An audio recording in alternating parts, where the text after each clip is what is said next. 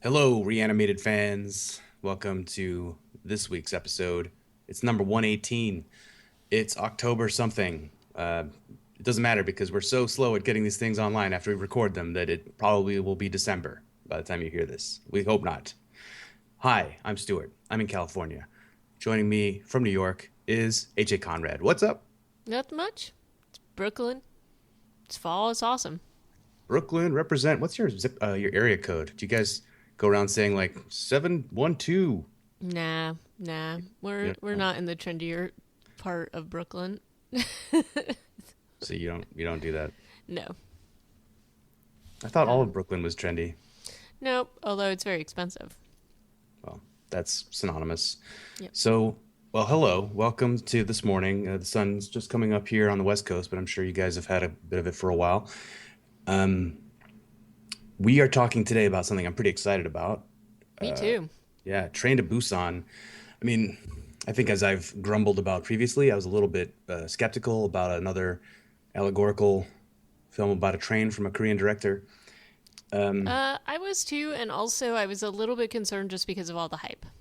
yeah, there's been some Because hype. there was a lot of hype for this one, and usually that means not usually, but my expectations tend to get raised when I see a lot of it, but then I'm a little skeptical because it's like, okay, is this actually good or is this just, marketing doing what marketing does? Well, if you, our fair listeners, want to find out if it was just marketing hype or the real deal, listen on. But for right Mm-hmm. now, we're going to talk about some news. Nice. That's how you hook them That was to good. That to was good. listen, yeah, later on. Okay. Yeah, so I saw this first news item that we had, and I was going to, did I email to you? I meant to if I didn't. But it is a gentleman that was basically zombie hunting and shot into a house. Um, which, it's something you always really want to think about is, you know, one of your neighbors out zombie hunting. And this was in the Minnesota, environs, North St. Paul. So he was intending to take out a zombie, went through somebody's house, and did almost, but did not strike a man who was sleeping in his home. So, you know, apparently he was a little bit drunk, and he was trying to see. He was trying to make sure the neighborhood was safe, and that there was a zombie up the road, and that's what he did. Yep. And the bullets he was using are marked as zombie killing bullets.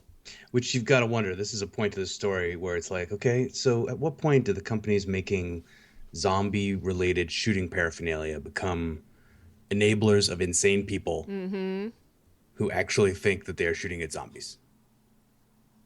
When Yeah. when is that like a slippery slope, or is that just beyond insane?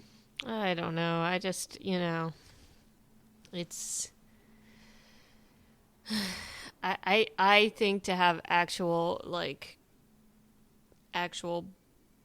live ammunition marked as such is just asking for it, but that may just be me. There's like probably $1 million industry of. No, I know, and I mean, but I feel a little differently about this than I do about, say, like the people that are doing, like, they're going into the live action little playgrounds and stuff like that, but they're usually like paint guns and crap like that. But I guess, we have seen a couple, there are a couple that do the live ammo with targets, but which I guess might make sense, but is it really necessary? And I used to buy clearly, those targets. I mean, they're just whatever. You don't want to shoot at the same target all the time. but did you have zombie ammunition? No, did not go Exactly. that far. I mean, a bullet to me is a bullet's a bullet. So Right. I don't know. I just think it's a little bit like basically is the guy who did this. His mom was like, he has no history of mental illness, and I'm like, yet. So I he don't know probably has quite a future in it, though. exactly. So okay, but moving back down to Katy, Texas, where one of our favorite things to talk about on the show is when people in your neighborhood maybe step over the line with their zombie decorations. True. So in this case, in Katy, Texas, dudes put out his because apparently, like October 1st is when you put up all your Halloween decorations. and he's put out a crib with a couple of zombie babies and blood everywhere, and people are complaining that it's not good for the kids. Hmm. What do you think? You saw it. I saw it. I mean, look, people are weird. They like to do this. In some ways, I think they probably liked getting this notoriety because look at how scary their Halloween decorations are. I live in a pretty family-friendly neighborhood, so the Halloween decorations are very much they're not of this variety. Um, I could see how it would be tough, like, because you can't always avoid those houses and stuff like that. On the other hand, I could see this being like a destination for all the teenagers trying to gross each other out. I don't know. Maybe having a warning sign up would help, but I don't know. It's. I feel like if you start trying to ban stuff, then you go down the slippery slope, and it's the same thing. Like the guy with the zombie nativity scene, you may not agree with it, but he has every right to do it on his own property. What do you think? I agree with you. Sorry, I'm gonna have to edit that out. I was coughing my lungs out. Well, because you are infected, so which It's is kind of what I good. feel like. It is what I feel like. Yeah. Um, I think it's. I don't know. I'm torn. Like as a parent of young children. Yeah, it's like half six of one, half dozen of the other. As a parent of young children, I don't necessarily want them to have to look at stuff that's going to make them burst into tears. And have nightmares for like weeks later. Not that that's, something I've ever had to deal with, but Right. if it did happen, I would be like, well, that's kind of a bummer. But on the other hand, it's, your property. But there have to be, I think that there are reasonable limits to that, to how Yeah. far you can go. Yeah. I guess I don't know. that's where I would start being less of a First Amendment, like rah rah, you can put whatever nasty thing on your front lawn you want to. Yeah. Is if it impacts my like getting to bed at a reasonable hour because I'm consoling a child or something, I guess. Yeah.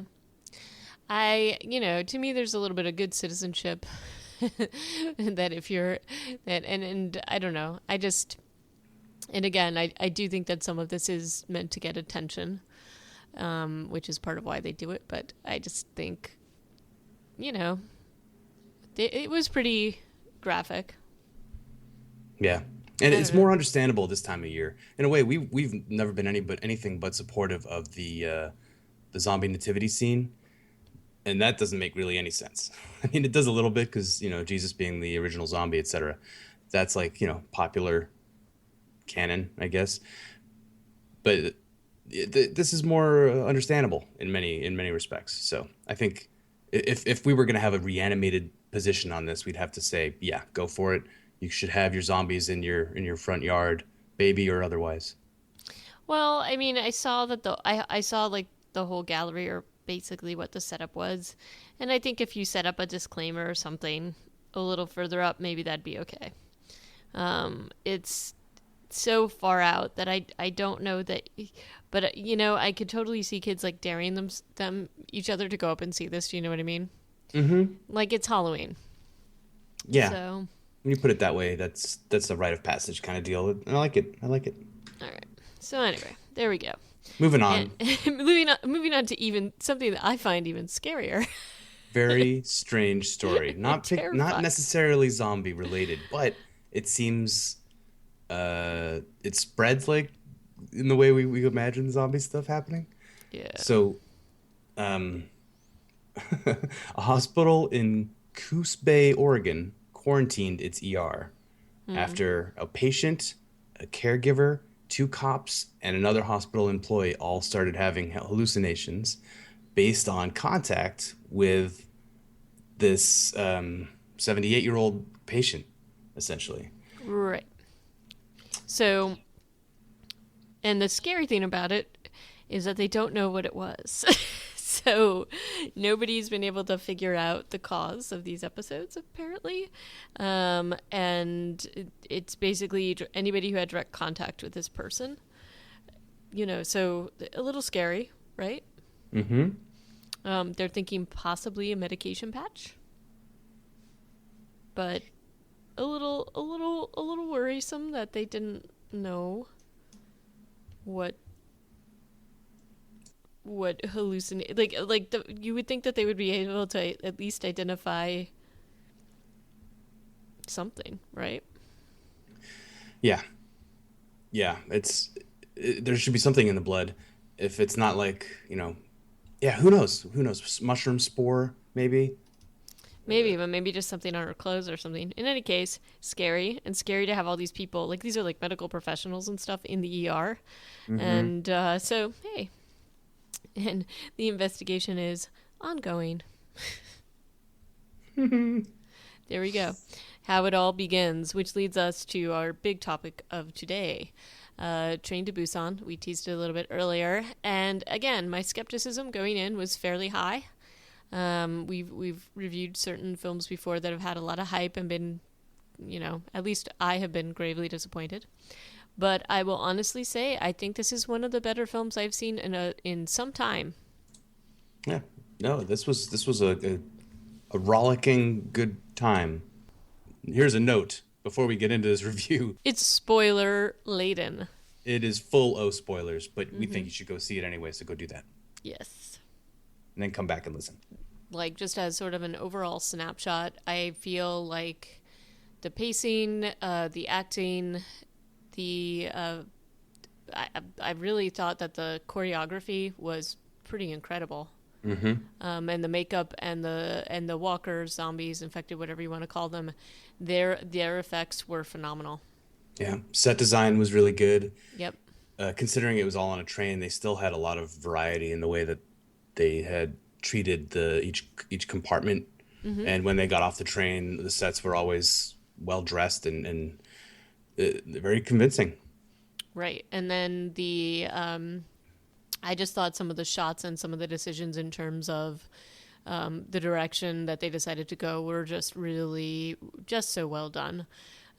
Definitely, there's certain there's certain things that I'm not surprised to see in a Korean film from martial arts tradition. There's definitely some fight choreography that is sped up and very much looking, but it looks great. I mean, it's so you wouldn't necessarily see it in a U.S. film. But I really enjoyed that, and I really thought, again, the infected and the extras and whoever was doing all of that, like whoever choreographed the swarming and the fights with them are just incredible. Yeah, it almost went World War Z. There were a few scenes of the tidal wave of zombies, but then it usually corrected itself pretty quickly. Like it never went full crazy. It didn't go full crazy, but it went crazy enough and then broke off really quickly so that you could, and went back to sort of picking out individuals as opposed, so it was very successful in going from swarm to individual, like to make it, and it was even scarier that way, I thought. And really did a nice job of highlighting individual infecteds out, even if it was just like a split second. So that it didn't, and because of the way that they handled it, you didn't sort of become numb to that trope, I guess is the way I would put it. But definitely a little bit of the swarming that we did see in World War Z. It was so funny, I wrote a little note to that effect. Yeah, and like you said, it was only a few times in the film, and then like one time in particular when they were leaving Daegu on the new train. Mm-hmm. And like three streams of zombies all kind of converged, and instead of like growing into a unstoppable zombie wave, they kind of like knocked each other over. Yeah, no, and I thought that's what I'm saying. Like I just thought that they handled this beautifully. Yeah, it was really nice. But I wanted to start off by saying that I wasn't 100% clear on who anybody's names were. Yeah, I think it's a subtitled film, so we should say that you have to be in the right mood. To deal with subtitles, so that was tough because you weren't always knowing, and they didn't use all the names. I mean, we saw them once or twice, but I definitely think it was tough to pick people out. I got most of the names from the Wikipedia entry. Well, sure, yeah, but watching the film and in the course of watching the film, and taking my notes, I basically got Mr. Sue. And Sue Ann, or there are two. I got Sue Ann, which was Sue Ann is used constantly in the film. Mm-hmm. But Mr. Sue, first name is like I don't know, I forget what it is, but I've seen it. It's Seong something, Hmm. but never saw his first name used ever. No. So all I know him as is Dad or Mr. Sue or Yeah, the Suit, dad. young Suit, you know. Hmm. Um, and then I gave everybody else nicknames because I had no idea what they were called. Like Skeezy Guy and Prego Yeah. are two other heroes.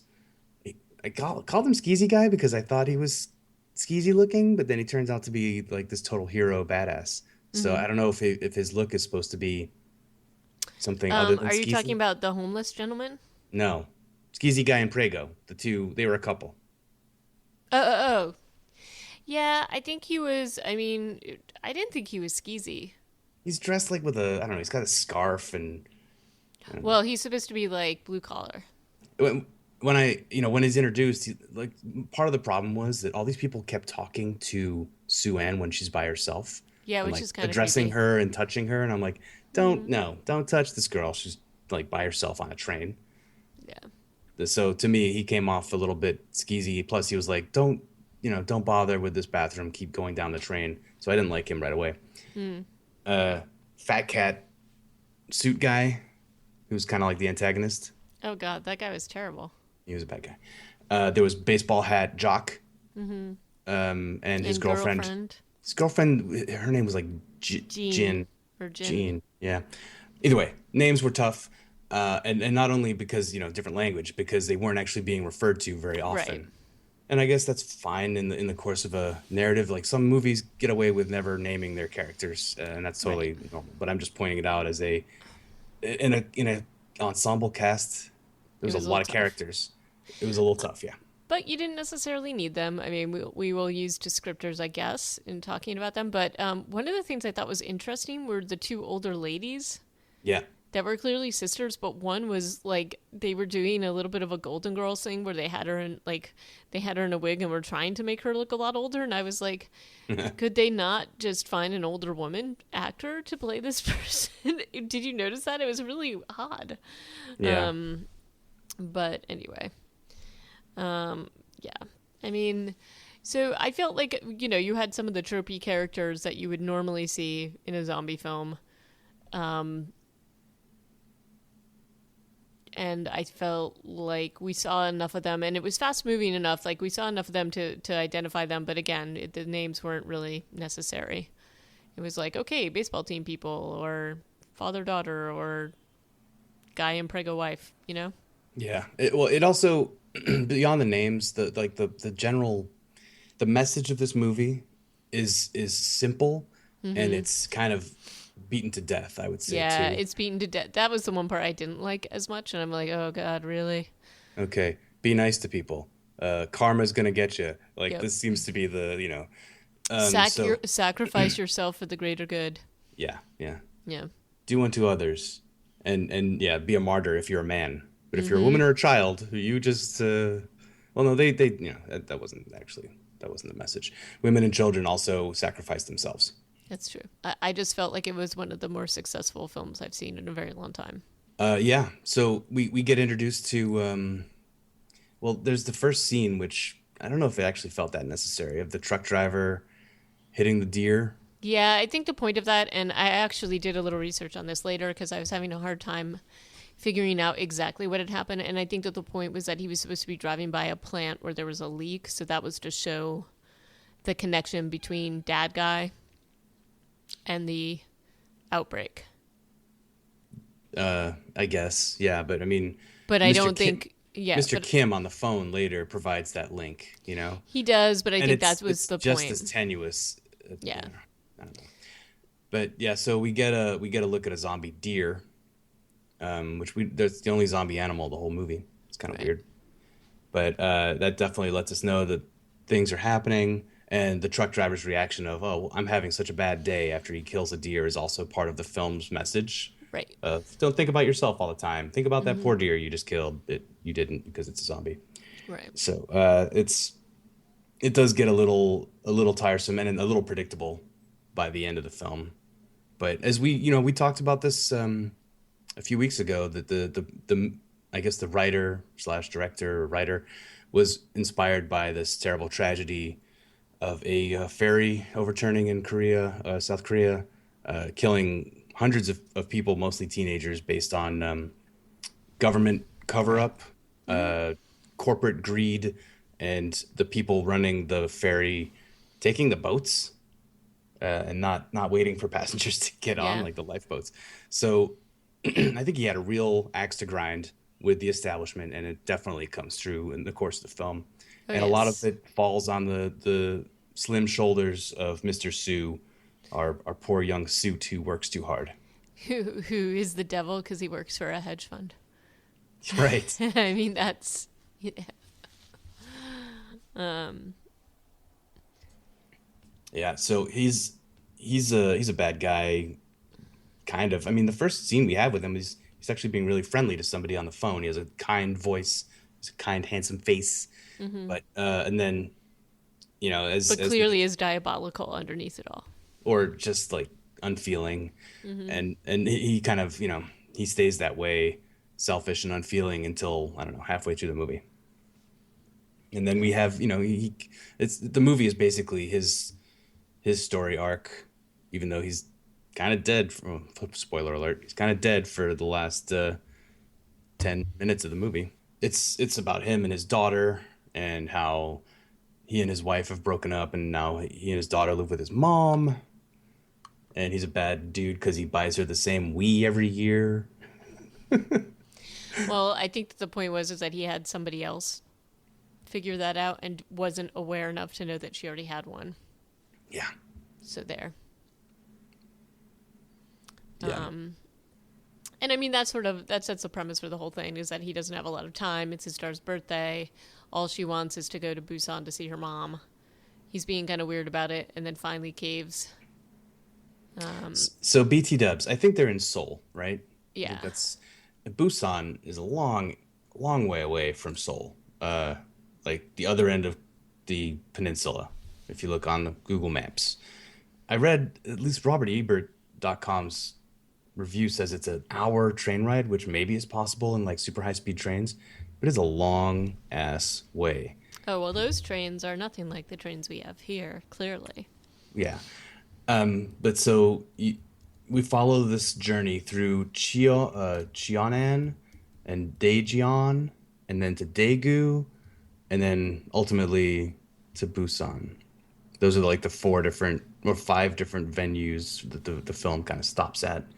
I guess in Cheonan they don't actually stop; they just kind of do a slow roll through that station, which is actually a lot of fun to watch. Maybe for all the wrong reasons, but Mm. so yeah, getting onto the train, they do a lot of other character introductions. We've kind of gotten to know Sue and Mr. Sue and Sue Ann, and he's kind of already compromised. And instead of going to work and then going to Busan, he's like, "Let's just go." So they're going to the train station in the morning, right? Yep. So it's already like a step in of his redemption. It's kind of interesting that they start off so early with him being like a character who shows promise of being a better person. Just for your edification, um, KTX, which I think is the train company that they show for this particular film. The train from Seoul to Busan is less than 3 hours, so not an hour, Okay, but they do go very very very fast. that is super fast. Yeah. Um, so we of course we get introduced to all these people that we've already talked about: the jocks, the fat cat, Guy and Prego. What do you want to call Guy? I call him Skeezy, but you can call him what do you want to call him? I'm Mustache? gonna call him. Let's call him Big construction guns? worker because that's what he Construction kind of worker? is. Okay, all right. Is that his backstory on Wikipedia or I don't know his backstory. I think he's just like a I man don't of the know. people? Yeah, hence All the right. little handkerchief and stuff. Okay. Um, so we meet all these people. We meet the couple of the conductors. There's a funny scene, at least I laughed, when the male conductor talks to the female conductor, and he's like, "Hey, what's your name? Something. Fix your tie." And she's like, "Oh, right, yeah." And she Hmm. twists it so that it's all crooked, Yeah, I like know. this. I'm like, "What? What are you doing? What was that for?" But okay, whatever. And then We got the two old ladies, and of course, an infected person gets on the train. Like they're getting out of Seoul right at the last second. It turns out, even though all They we've don't seen know is that. a fire in a building, some fire trucks, and then as they're leaving, we get to see. It's actually really cool, right? The setup with where Sue Ann is the only one looking out the window and sees Yep. the guy on the platform get jumped by a zombie, Yep. but she doesn't say anything because she's like, what? What was that?" Well, later on she said something, but everybody thinks she's just being a silly kid. Yeah, So no, it's cool. But so we already know though that there's an infected chick on the train, and so everybody familiar with the genre knows kind of how this is going to go down. And I guess everybody who saw any of the trailers and looked at the title of the film, Train to Busan, we all knew how this was going to go. yeah, the only thing missing though was from this. I thought this was gonna be like a zombies on the train kind of scenario, and that they would get like Samuel L. Jackson to like show up and say something awesome. No. Yes, would have been amazing. No, but I digress. But this, they said I feel like they did a great job of setting up the rules of this universe pretty quickly. I mean, we already see from her looking at the train that they're going to be fast, and the Mm-hmm. infection moves along pretty quickly. We see that with the woman on the train who's apparently been bitten, and they do a nice job of showing the effects of that. They do a lot of that, the black blue veins under the skin popping Yep. out, Yep. showing the infection, so you know very clearly who's infected. And when it moves so fast, and so the reanimation period between death and zombification is super fast, like seconds. Yeah, faster than World War Z, probably. Yeah, a lot faster. But I will say this first scene though, where they show the train attendant getting taken out, and then the chaos that ensues in the car. The turning of the train attendant is so phenomenal. Like they do this incredible job. Oh, when she's on the floor. She's on the floor, and they do this thing where it's like she like almost like her body contorts in a like they make it very clear that this is not business as usual for anybody, and it's so terrifying that transformation, which Yeah. is one of the things I really liked about this film, is that what I was saying, like they highlight individual infected, and this was like such a great transformation from her being on the floor after being bitten to turning to then attacking somebody immediately in the seats. And it's like super animated, like, and this is what I was talking about in terms of the choreography. These guys have like gravity defying leaps and things that they're doing in this that are super smooth and incredible, Yeah. to do as much damage as possible, like, and you're terrified of them. Yeah. And like the transformation she goes through on the floor is, and that's just like repeated in so many different ways in the rest of the film with the contortionists. Yeah, They must like have like so many contortionists on staff for this movie because there's dudes like running around with their arm broken behind their head yeah. later on. It's like And it's like they hired all the Cirque du Soleil players from yeah, they were like, we need all of you. yeah, but it works. It works really well. Then we've got an entire train turning. We've got a lot of tension in these scenes too because Sue-Ann is separated from her father, who has been asleep, and she's been off looking for a bathroom, and has gone several cars away thanks to Working Man. Working man. Yeah, but Yeah. so they managed to get reunited, and another thing I want to point out is that I don't know in this film if they ever actually kill a zombie. I It think doesn't all it doesn't feel like they do. It feels more like they just incapacitate them. Yeah, like they make these guys really hard to kill, even when they're running around with baseball bats later and hitting them in the head a lot. I don't know if any of them ever actually stay down. They certainly never do like the gross skull crushing scenes like we get in Walking Dead all the time. No, and I mean, even when we see them totally burnt to cinders or really incapacitated, they're only incapacitated because they're like impaled upon something, That's or true. or maybe We see some bodies of what we right. expect are the yeah at the very end. And even those guys are still twitching. Some of So them are twitchy, yeah. But so we get to see though Mr. Sue and Sue Ann like running through or he's carrying her and he like just knocks zombies out of his way. and that's another thing that they do in this film is they do a lot of just like throwing them down or moving them to one side, so that they can just get past them. And there's like an entire sequence of the movie where that's all they do. Well, and it makes somewhat, it does make some sense because if they're that hard to kill, which clearly they haven't shown them actually doing that, their goal is to get through them without getting bitten, so that basically get them as far away from you as possible. Yeah. And I thought that they did a pretty good job of showing that. Yeah, and this all these like initial turning sequences of car after car getting overrun and like people panicking on the train and running. It's done really well, and we have like I said more of this tension. We've got the guy and his pregnant wife having to run into the car, and Mr. Sue actually Fat Cat old suit who is like Mr. Sue in 20 years yells, "Close the door," and Mr. Sue does, but Yep. then Man of the People just comes and opens the door and closes it again. Yes.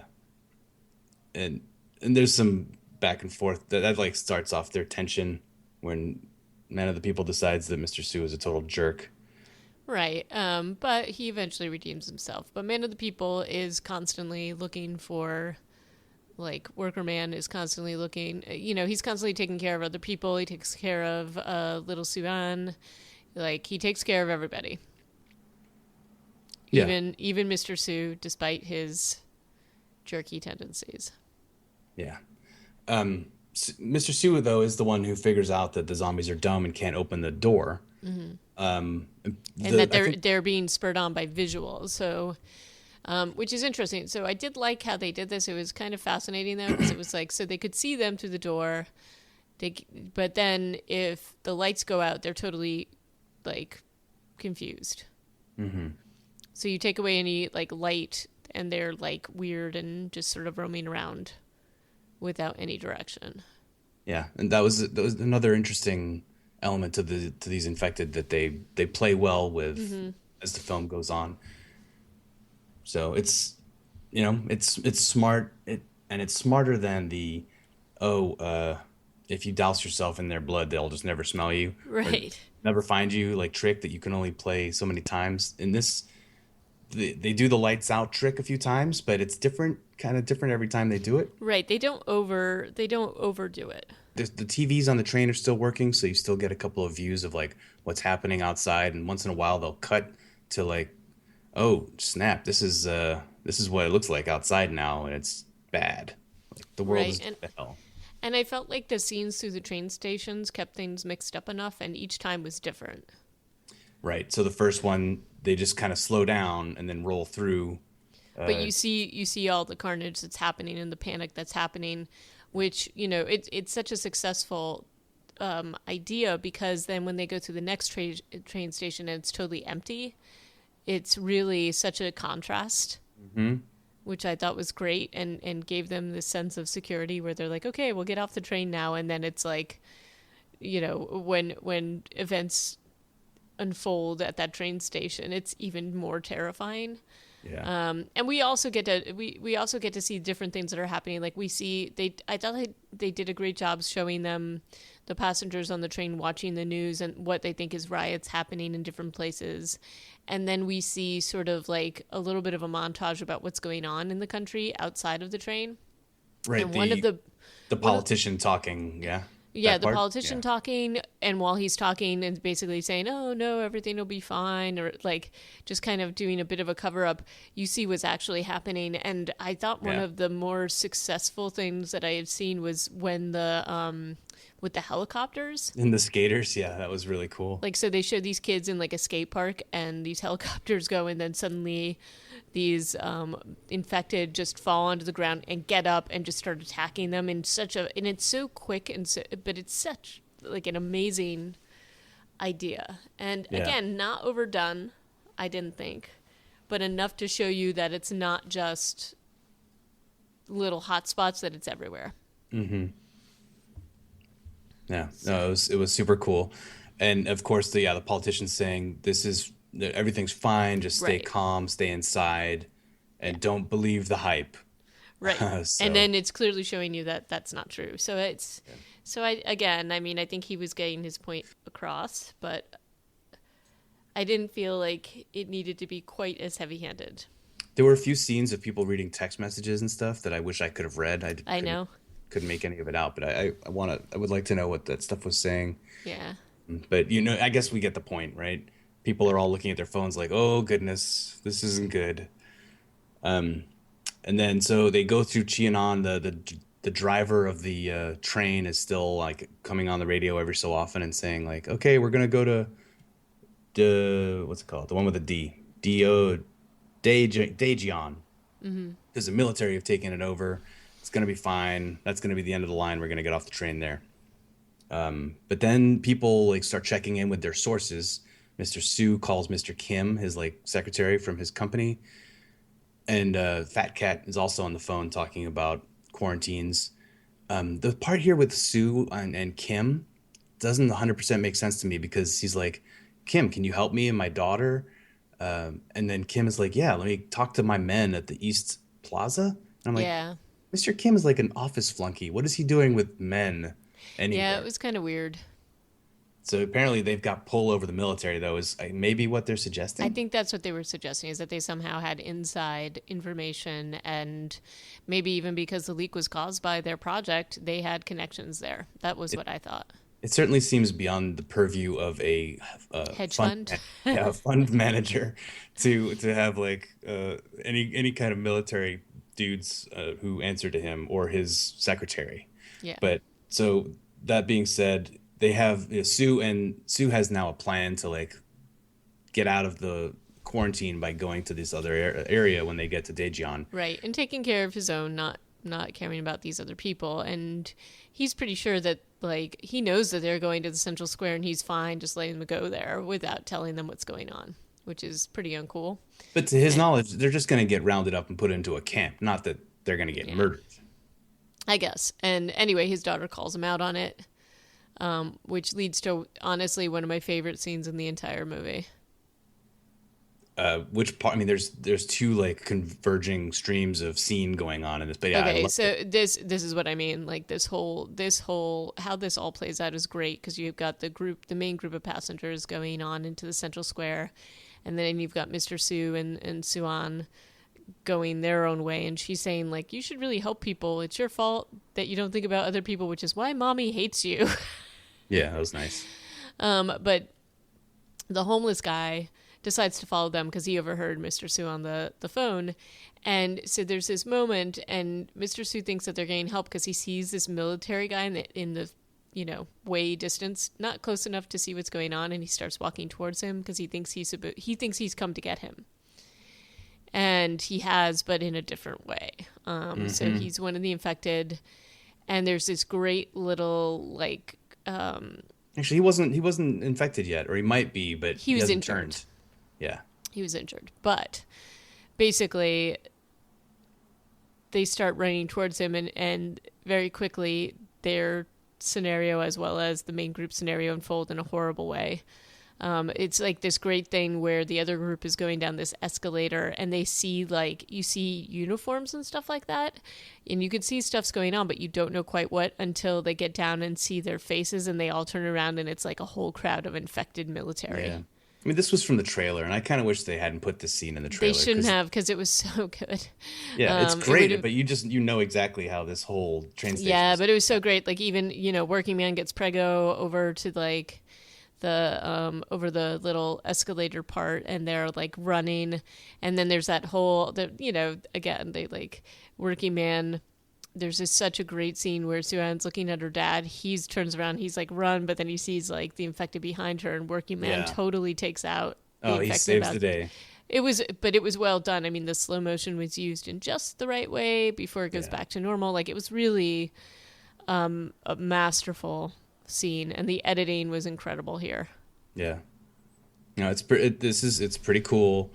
And you end up with actually the homeless guy saves Mr. Sue's ass too by throwing a coat over the Zed who's trying to eat him. And then they all manage to get to this door and like hold it while everybody tries to get back to the train.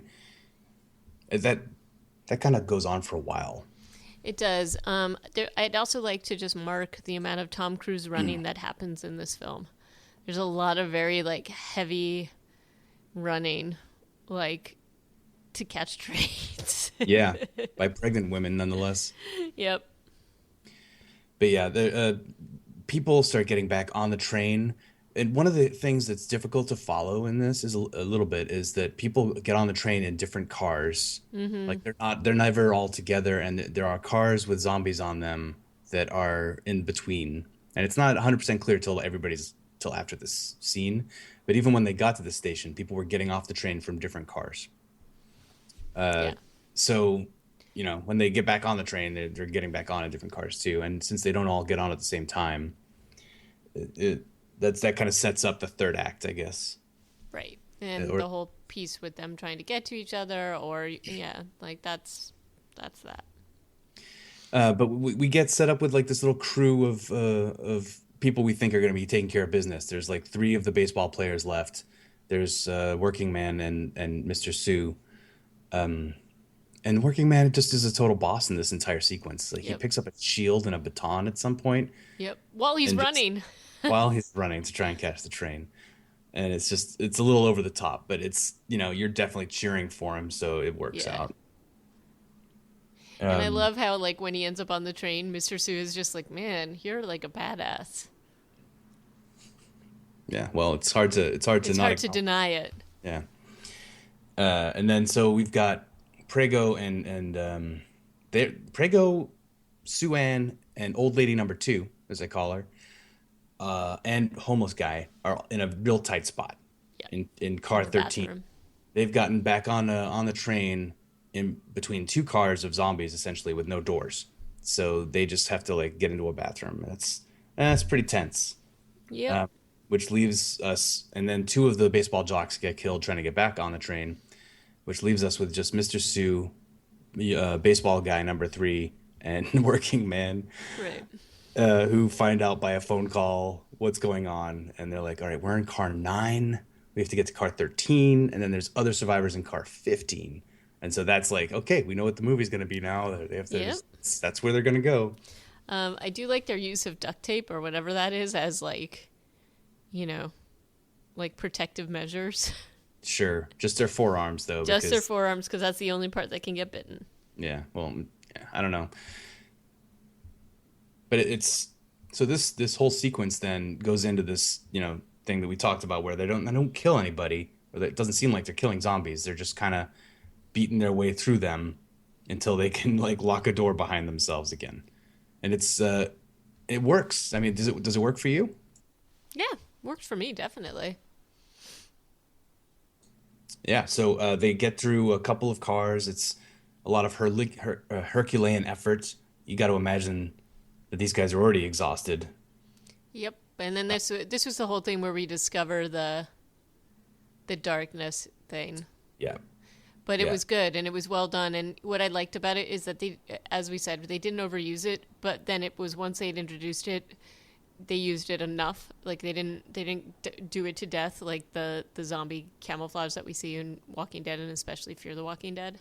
Right. But like they come up with different ways to time it so that they can use the zombies sort of seeming, I wouldn't say harmlessness when the dark comes, but they're confused. They are very confused and befuddled.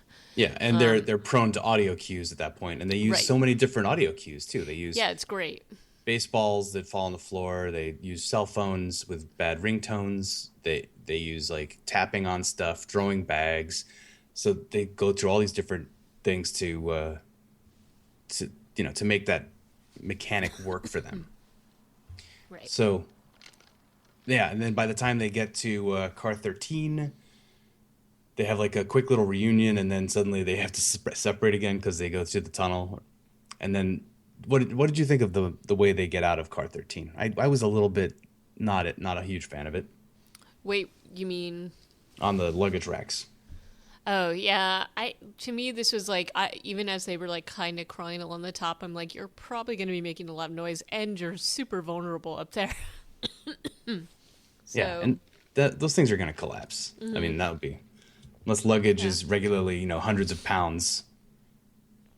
But yeah, Yeah. they don't drag it out too long. They don't nothing like super obvious happens with that, and they make it through. And then Well, we've then had there's the light humor with the homeless dude and the soda can, yeah, the dark humor. yeah. And we've also had these interspersed scenes of Jin saying, "Oh, my friend is coming," and then the fat cat using fear Yeah, to and intimidate. and painting the dark tone of the film again, like the message of how the elite, I guess, use fear to get what they want, and And to only have their own self interests yeah, in mind. Like, no, there is no greater good there. But the other thing about it, and we've seen this, I mean, this is a trope in every single infection film. And one of the things that's interesting about it is that, one of the things we've discussed on the show is like realistically, if you're dealing, and let's just say whatever happened, like same like something that happened like in Walking Dead and whatever, you're dealing with people you know and you love, and that's why I think they have things like the baseball team. So like it's hard for the remaining member of that team to deal with these people, even though they're being beasts and animals. Like he's super stressed out when he sees the infected members of his team. yeah, It's super hard to deal with that and realistically take them out, but you have to do it in order to survive. Or you have to sacrifice yourself if you've been bitten, which we see others do in this. So it's like an interesting thing because you've got the fat cat kind of saying the stuff like basically we can't risk being infected, which is something we've seen in other films, and we might take the side of that person. Except this film is a little different, right? Because it's like, oh no, you gotta like help other people. Well, helping other people in most other zombie films gets you killed. right. So That's an excellent point. However, this film doesn't entirely abandon that because remaining baseball guy, and girlfriend, their final scene together, he basically dies because of his inability true. to face people he loves who've become zombies. Like Yep. he does it, like you said, he freezes in the jock train car, and then he freezes again once she's bleeding out and turning into a zombie right in front of him. And he just kind of waits there and cries until she turns and then kills him. Yep. So uh, I didn't think that scene was going to go that way, honestly, but that's Yeah, just I how they did actually it. thought that they were gonna sort of show him, oh, this is what I now have to do. Like I thought that's what they were gonna do, but they didn't. But that's not the moral. That's not the moral that they're trying to get across. So Nope. they definitely make some decisions They're based on like, the it's better to die. it's better to be eaten by your zombie friends than to kill them. Yep. So curious, and definitely kind of in the face of canon there. Yep. Otherwise, we also see like the Mr. Sue and our team of heroes who have beaten their way through like five train cars of zombies are cast out by the other humans now. In a weird way, they're cast into a safer part of the train. Yeah, I'd So be like, yeah, no problem. I'll go back there. You guys stay up here. yeah, you guys can stay right here next to the car full of angry zombies, and we'll Right. just keep moving up towards the engine. And I was so hoping that karma was just gonna to happen, but I didn't really expect it to be old lady number one, Or fake old lady number one, as I like fake to call fake her. old lady number one, being like, "Screw these guys! I'm gonna open the door and let all the Yep. zombies in." Because that doesn't make a whole lot of sense. Nope. She's mad that her sister was just eaten in front of her. Yep.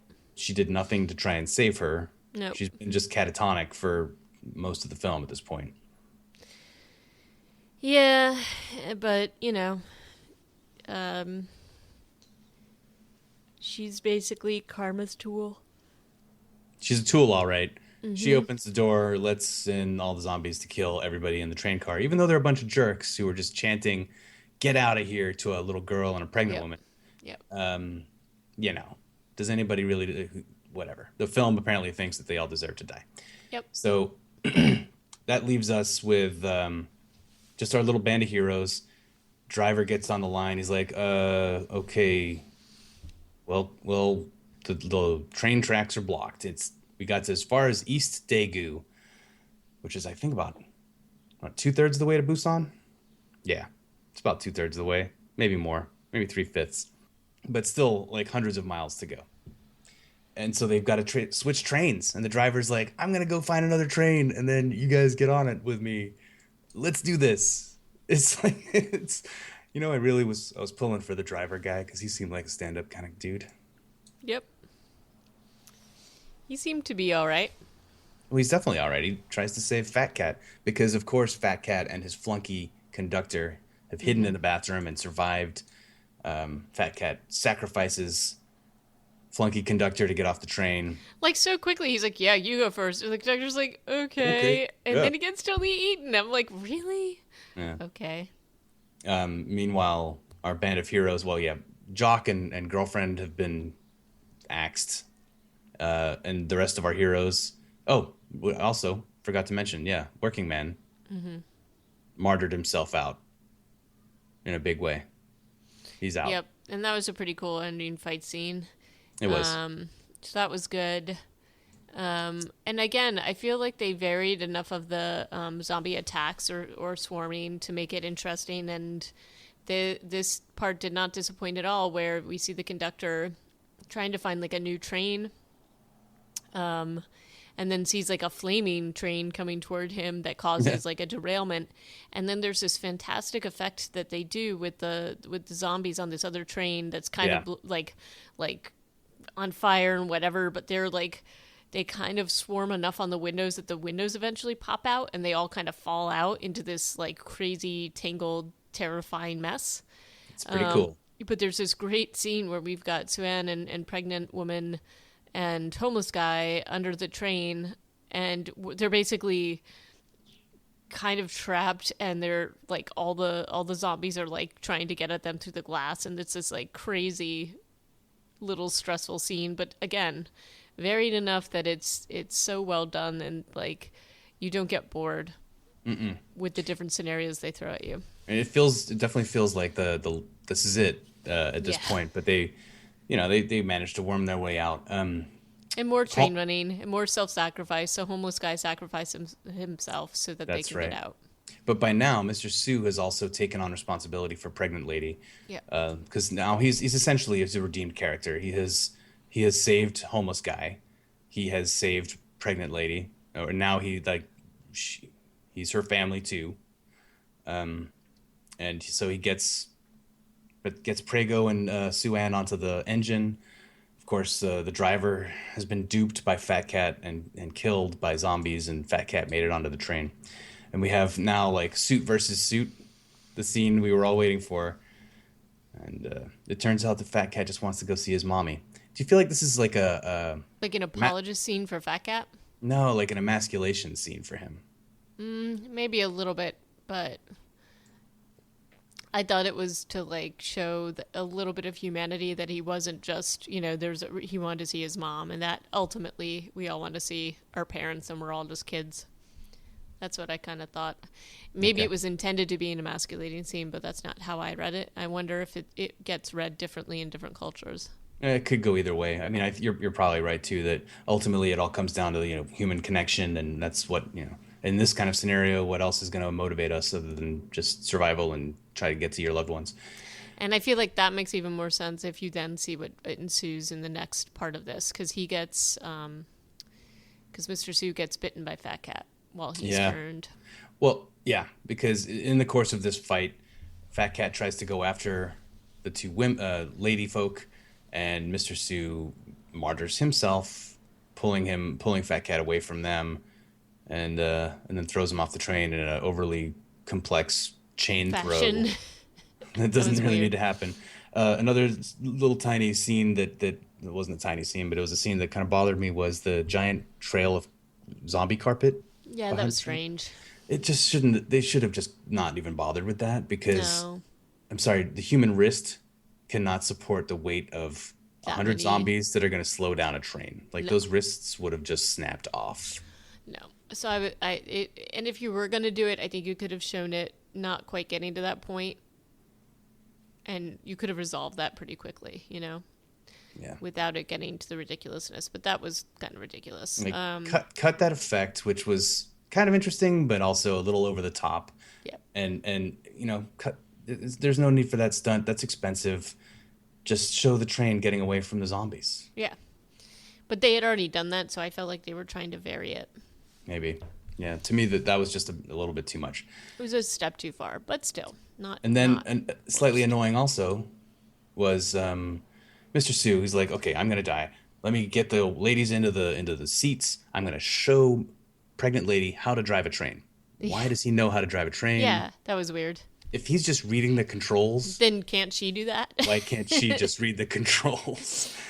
Yeah, and also really kind of weird and super annoying was the strange montage of him imagining his daughter and then flinging himself off the train, and all we see is like his shadow going overboard. That was super weird. It was because it was, he was remembering his reason for being and becoming a good person. Yeah. Tell you what, though, little girl playing Sue Ann, her cries were convincing. Yeah, they were good. That was stressful. I felt bad for that actress. Like, I hope she's okay. Yeah, agreed. So he's out of the picture. We just got the two girls. The lady and the girl, and I'm like, okay, fade to black. They're on the train to Busan. End of film. No. No. What comes up? Freaking tunnel with a barricade. I'm like, I don't know that they're up for this. Yeah, I know. I thought the same thing, and I'm like, oh god, are they really going to go into the dark? What? And then they go into the dark. I'm like, okay, fade to black. Roll credits. Nope. Nope. Machine gun. Machine gun. You've got them going into the quarantine zone, and these soldiers are like, we can't tell whether they're zombies or not. But clearly they're not walking like zombies.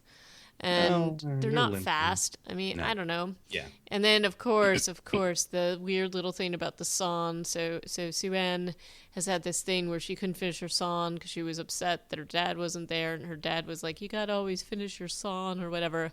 So she did her song, and then it faded to black. And I'm like, oh, that was a step too far. I think you're right. I felt like it could have faded to black before they got to Busan, and I would have been happy. I got a warm fuzzy from the ending. Like, the soldier was about to shoot them, and then she starts singing, and then they're like, these are people, and they all run out to save I got the feels.